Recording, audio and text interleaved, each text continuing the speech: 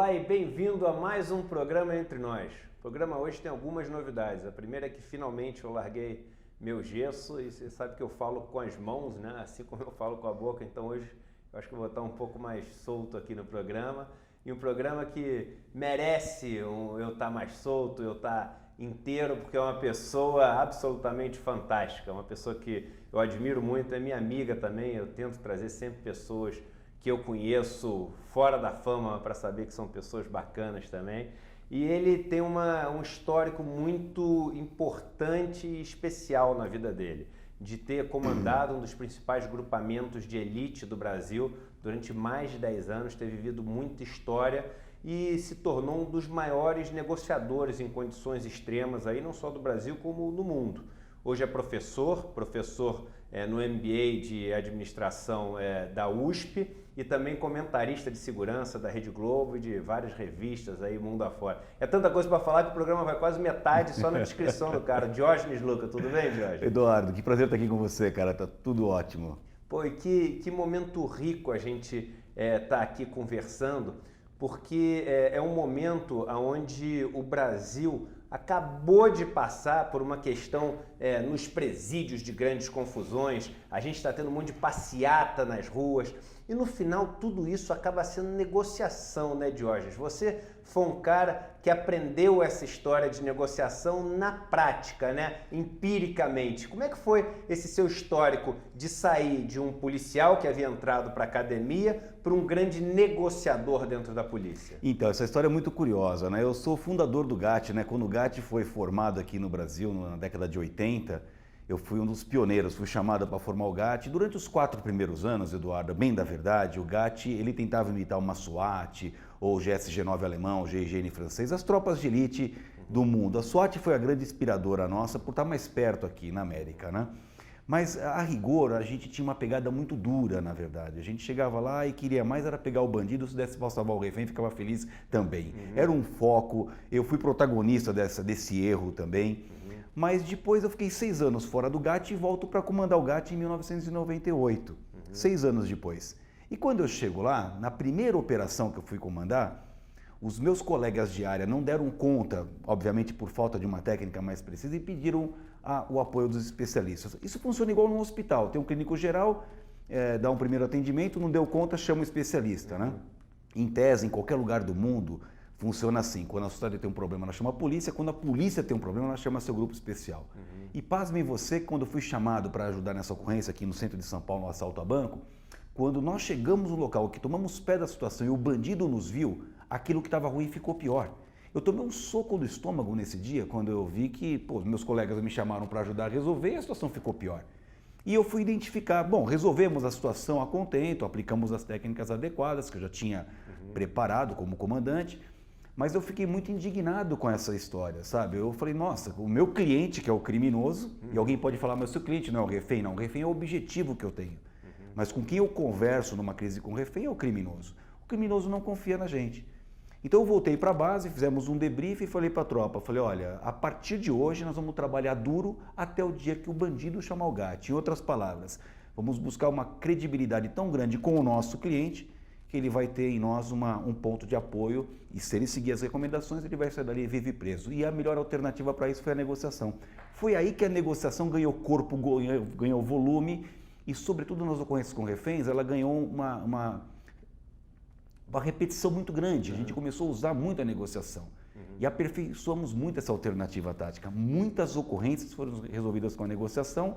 A partir daí, eu percebi que a negociação, alguns elementos, algumas estratégias, algumas táticas que nós tínhamos para resolver essas crises de alta tensão onde vidas estavam em jogo, eram perfeitamente aplicáveis no mundo corporativo, nas relações interpessoais. Foi aí que começou toda essa história, né? Deixa eu te fazer uma pergunta que sempre ficou na minha cabeça. Eu sempre brinquei, quando eu tinha acabado de me formar, eu brincava o seguinte, eu tive média muito boa na faculdade, no colégio, eu sempre fui aquele cara com média perto de 9 ali.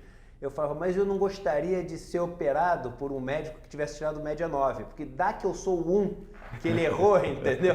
Então eu sempre brincava com essa história do médico, falando que o médico tinha que ser nota 10, pelo menos o que fosse mexer comigo num caso de vida ou morte, o cara deveria ter que ser nota 10.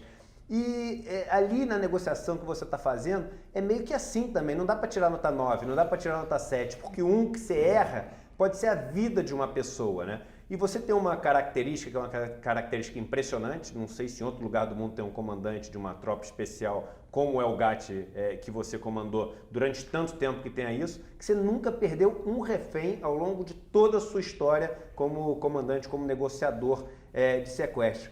O que você acha que você tem de tão especial, a sua técnica tem de tão especial para conseguir essa média 10? Olha, Eduardo, assim, são duas coisas que eu sempre reputo quando me perguntam o que é bom para ser um bom negociador, né? Eu falo que tem uma questão de um talento, de uma certa inteligência que eu chamo de inteligência verbal. Você sabe que nós temos vários atributos de inteligência. Tem um jogador de futebol que tem uma inteligência, vamos dizer, corporal, tem alguns que têm uma inteligência espacial, outro inteligência matemática, e eu diria que um negociador tem que ter uma inteligência verbal, que é uma coisa que inata pode ser muito importante, mas pode também ser desenvolvida. E uma outra coisa muito importante do negociador, a segunda coisa importante, é o conhecimento, né? O conhecimento doutrinário das técnicas, das táticas.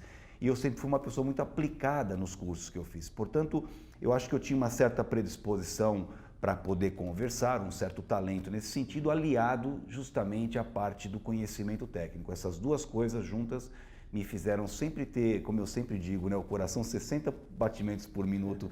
Nas situações mais tensas eu mantinha o certo controle e conseguia chegar nesse propósito com uma grande vantagem, Eduardo, que deve ser também ponderada, né? O criminoso que faz o refém aqui no nosso país, ele faz o refém com um único propósito, que é sair dali preso. No começo é meio difícil, porque ele tende a achar que, né, quando começa a aparecer a mídia, começa a aparecer um monte de gente lá preocupada. Começa com aquela história, eu quero um helicóptero, um carro blindado. Nós damos começa até a repetir nome. O que o filme de Hollywood... Nós damos até nome, chama fase do eu quero. Mas um bom negociador não cai nessa armadilha. A gente não fala para ele, ó, você não tem isso aí. A gente vai mostrando para ele que o melhor a fazer é sair dali vivo e preso. E o mais legal da história é quando a gente faz o cara sair dali vivo, preso e feliz. Né? Sabendo que fez um bom negócio, até porque o outro negócio é realmente uma situação mais drástica. Né? E isso tudo foi muito levado em conta, junto com as técnicas, passo a passo nós fomos ganhando credibilidade e esse foi o fator determinante para conseguir esse resultado de depois de 11 anos no GAT, 7 deles como comandante, ter conseguido esse grande êxito que eu diria que é não ter perdido nenhum refém nas operações que eu comandei, mais do que isso, não tive nenhum policial morto e nunca tive um policial preso também por inconsistência operacional, por não ter observado alguma regra de segurança. Né? Você falou muito em buscar conhecimento. Onde é que você buscava esse conhecimento, dado que você foi meio pioneiro nessa função de negociador? Esses foram os cursos fora do Brasil. Né? Eu fui para os Estados Unidos, eu fui para a Argentina, eu fui para a Europa. Então eu fiz cursos fora do Brasil, em outras tropas, em outras forças que estavam com esse tipo de alternativa um pouco mais desenvolvida. E isso foi muito importante para aumentar o meu repertório de conhecimento. E também o GAT passou a ser um disseminador dessa doutrina para outros grupos. Né? O GAT foi criado em 88, na década de 80, e serviu como inspiração para outros grupos de outros estados que sequer tinham pensado nisso. Então a gente virou um polo de referência aqui no Brasil. Você, nos Estados Unidos, você falou que uma das grandes inspirações foi a SWAT, né? Special Weapons and Tactics, né? Se não me engano. Eles são os heróis americanos. Você vê vários filmes com os caras sendo heróis. Você vai nos Estados Unidos, compra uma camisa SWAT, etc. E no Brasil, a polícia era sempre colocada num saco comum, como se a policial é corrupto, policial é mau, policial não quer saber de ajudar, só quer saber como ele consegue se dar bem, etc. E, de repente, surgiu o Tropa de Elite, né? Lá atrás. E no Tropa de Elite começou aquela brincadeira de Capitão Nascimento para cá, Capitão Nascimento para lá, e as pessoas começaram a dar uma super valorizada nas nossas tropas de elite. Então hoje você vê na rua pessoal com BOP, GAT, você vê GER, você vê vários grupamentos de elite aí da polícia. Mudou muito essa percepção, esse orgulho brasileiro com a polícia, pelo menos com as tropas especiais, e o que precisa para esse orgulho passar também para a base da polícia, que eu acho que é uma coisa muito importante para a sociedade viver protegida, é ter um bom relacionamento com a polícia que protege ela. Infelizmente mudou pouco, né? Logo depois do BOP houve uma onda positiva, né, para valorizar o BOP. O filme Tropa de Elite, ele cometeu alguns erros no sentido, vamos dizer, do teor do filme, como, por exemplo, classificar os policiais em quem é do BOPE, os bons, quem é omisso e quem é ladrão. Né? Não é bem assim, é uma forma até um pouco maniqueísta e simplista de avaliar. Mas a grande realidade é que isso não mudou muito, a gente continua tendo um desequilíbrio. Eu sou comentarista de segurança da TV Globo e agora da Rádio CBN também, a Van Premier, estou te comentando aqui, né? Fui chamado semana passada. E eu percebo que ainda há um espaço que a mídia tem que avançar para poder achar um ponto de equilíbrio. Nós temos maus profissionais, alguns policiais que não cumprem as normas e alguns que eu diria até criminosos, mas são só eles que ocupam as manchetes de jornais.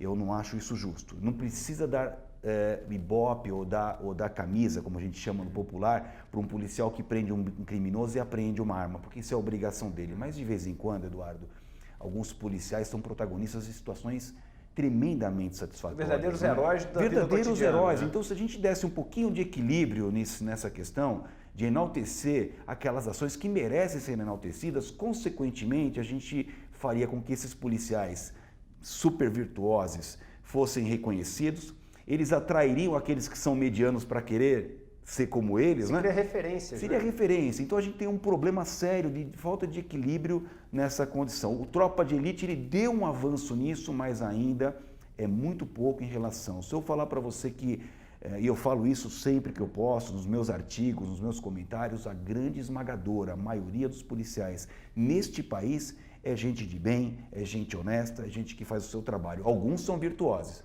E uma pequena banda é uma banda, eu adoraria falar que é exceção, mas exceção é 1 em 1 milhão. Mas é uma minoria de maus policiais, mas é só esses que ocupam o espaço midiático. E, consequentemente, ao ocupar o espaço midiático, eles passam uma mensagem ruim para a sociedade. A sociedade fica um pouco ressabiada, um pouco consternada com essa situação. Então, eu diria que hoje, a minha bandeira, inclusive, Eduardo, é essa, né? de fazer com que os bons policiais sejam protagonistas também do espaço midiático. Eu vou dar um exemplo para você. Uma vez a Rede Globo me chamou para fazer um programa chamado O Brasil Aplaude. Eles pegavam uma pessoa de vários segmentos, né? Pegaram o Guga do tênis, pegaram um jogador, um artista, etc. E um dia resolveram pegar um policial, eu fui o escolhido, né? Para fazer uma matéria chamada O Brasil Aplaude, passava no jornal hoje de sábado. E uma matéria longa, que envolvia até a questão pessoal. Foram os meus vizinhos perguntar como é que eu era, para minha tropa, me fizeram ir na padaria lá comprar um pão para ver se os caras me reconheciam, aquela coisa toda. E saiu uma matéria muito positiva, mostrar as minhas operações, cenas das minhas operações, etc. Bom, resultado. Isso gerou em mim um reconhecimento que nem no Farol Vermelho eu passava mais, porque você fica uma personalidade. Você imagina se fizesse isso com o soldado José lá de São Miguel Paulista, outro do interior. Você cria uma onda positiva. Então, eu acho importante, para responder sua pergunta, que esse equilíbrio precisa ser ainda um pouco mais investigado. Né? Eu vi, acho que na semana passada ou retrasada, você escreveu um artigo nas suas redes sociais que eu achei muito bacana, de uma pessoa que estava criticando a Rota, se não me engano, né? Foi um advogado, ele fez um artigo, porque que aconteceu? Houve uma polêmica nessa questão da Adriana Anselmo, a ex-primeira-dama, dela ter o direito de cumprir a pena em casa, por conta dos filhos pequenos, ou permanecer na prisão. Aí um juiz deu a autorização, o outro juiz revogou e depois um outro juiz acabou autorizando, tudo com base na legislação. Juízes têm óticas diferentes, interpretação faz parte, né, da autonomia de um juiz. O que aconteceu? Nesse clamor social de todo mundo na cadeia, quando a juíza deu essa autorização para ela cumprir a pena em prisão domiciliar, por enquanto, houve uma crítica enorme nas redes sociais. E esse advogado, ele veio escrevendo o texto, eu estava domingo sossegado em casa lendo o artigo, cara, na boa assim, e adorando o que ele estava escrevendo. Ele falou, poxa, por que um juiz não tem o direito de revogar, de ter um pensamento diferente? E foi criticado, foi assovalhado aí nas redes sociais, etc. Tal. E aí ele vai no artigo e ele fala assim, se nós continuarmos desse jeito, que ninguém pode tomar uma decisão por conta do clamor social, daqui a pouco a gente vai estar numa sociedade onde não precisa ter mais juiz nem tribunal. Aí que ele me pega, ele fala, basta pôr a Rota na rua, os policiais que assassinaram o cara no Rio de Janeiro lá, que aí virou o caos. E a Rota, eu fui da Rota, comecei minha carreira na Rota, é um batalhão de quase 50 anos de existência aqui em São Paulo. Isso é um desrespeito. É um desrespeito.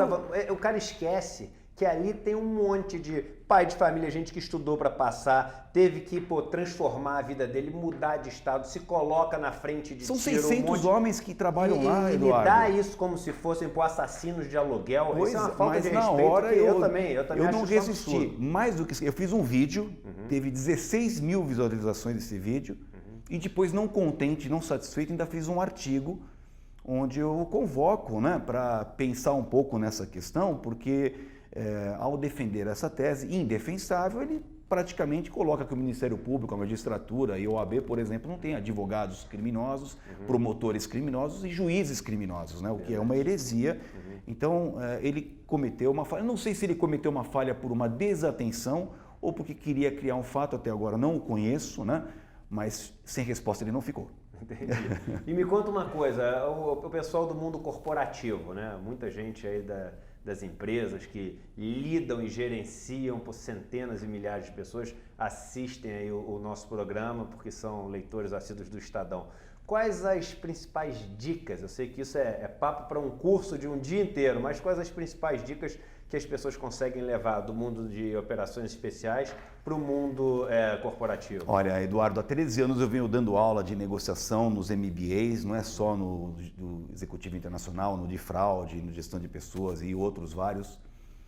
E eu tenho comigo que é muito similar àquilo que são os princípios das tropas de elite com as empresas de alta performance. As empresas de alta performance e as tropas de elite têm tudo a ver. Né? Alguns sensos de pertencimento que nós temos, quem não quer um funcionário colaborador que veste a camisa, quem não quer um cara que happy hour para ele seja segunda-feira de manhã, né, com vontade, quem não quer um sujeito que deixa para trás aquela visão antiga e anacrônica de teu patrão, eu sou empregadinho, né? Ao contrário, de ver valor no seu trabalho, ver que o trabalho dele vai pôr um sorriso no rosto de alguém, lá na ponta da linha, o final do seu trabalho é pôr um sorriso no rosto de alguém.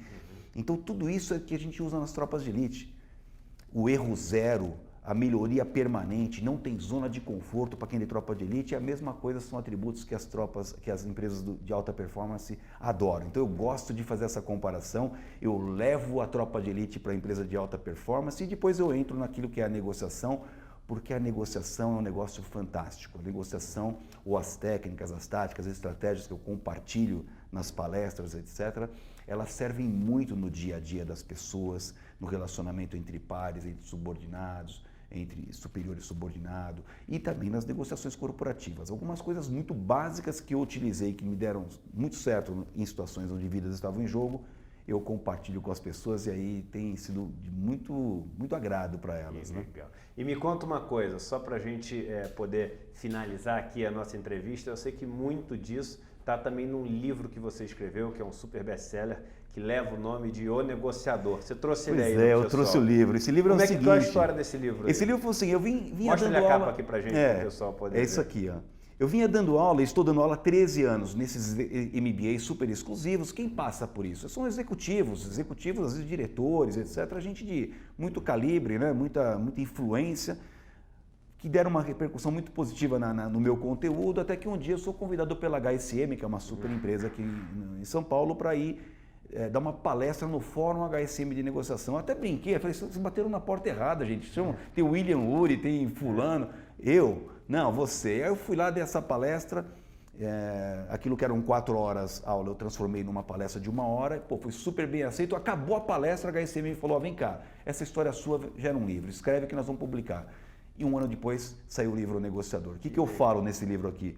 Eu falo um pouco disso que eu acredito, da relação entre tropa de elite e empresa de alta performance. Eu falo, Eduardo, frisando, empresa de alta performance. Não empresinha aqui que é empresinha que abre a porta e fecha a porta um ano depois. É a empresa que quer durar, a empresa que veio se perpetuar, a empresa que quer fazer a diferença, que quer fazer desse país grande um grande país. Então eu trabalho esse aspecto e aqui trabalho também algumas técnicas de negociação que eu aprendi lá na prática, com a chapa fervendo, mas que são muito úteis para as pessoas aí no dia a dia.